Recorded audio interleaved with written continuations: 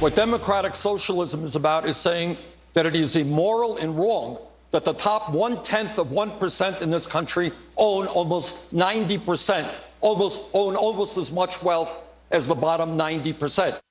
Power to the people. The means of production in the hands of the workers. Ooh, Democratic presidential candidate Bernie Sanders says he's a democratic socialist. What do voters think of that? That used to be a really scary word. Is it still? Pollster Frank Luntz spoke with a lot of people about this issue, and he's got the very latest from his research on it.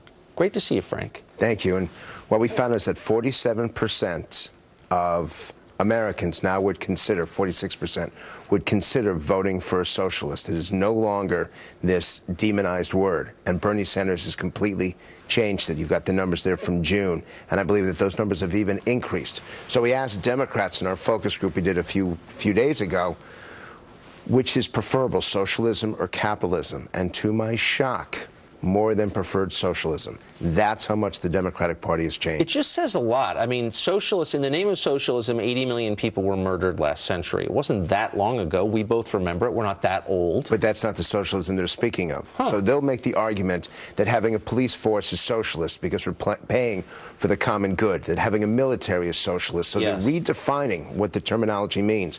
And they also believe that capitalism has failed because of this income inequality of CEOs making many millions of dollars and people still working at minimum wage. Well, of course, socialism has always been about arming the powerful. It's always a species of fascism. Oh, it doesn't surprise me there for, more guns for the government, of course. But you keep going back 50 years, 100 years. To them, it's what's wrong with society today. And what I find interesting, and what I've said to conservatives, stop calling crony capitalism, because they don't necessarily hear the word crony, and it makes them think more negative of the word capitalism. The fact is, to people, capitalism is about profit and about Wall Street, rather than about opportunity and free markets. It's far better to talk about economic freedom or financial freedom than it is capitalism. Tucker, our definitions are changing in politics because of this campaign. Yes. Donald Trump is having an impact. Bernie Sanders is having an impact.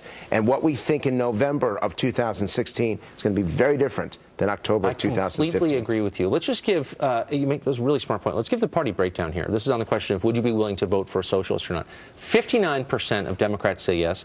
49% of independents, that's really striking.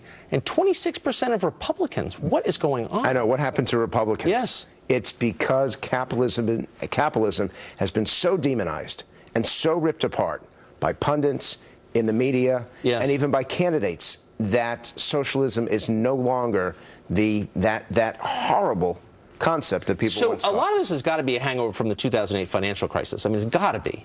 And the fact that nobody went to jail, which both Republicans and Democrats agree on, that some of those people who perpetrated those financial disasters should have been held accountable. And Tucker, without accountability, without personal responsibility, capitalism will continue to fall and socialism will continue to rise. It's frightening, but it's true. Well, it is sort of interesting. I'm not for sending people to jail, but when Martha Stewart goes to jail for financial crimes, but nobody goes after 2008, it does sort of raise questions. Frank Luntz, it's great to see you this morning. Thanks for that. It was interesting and ominous. Thank you.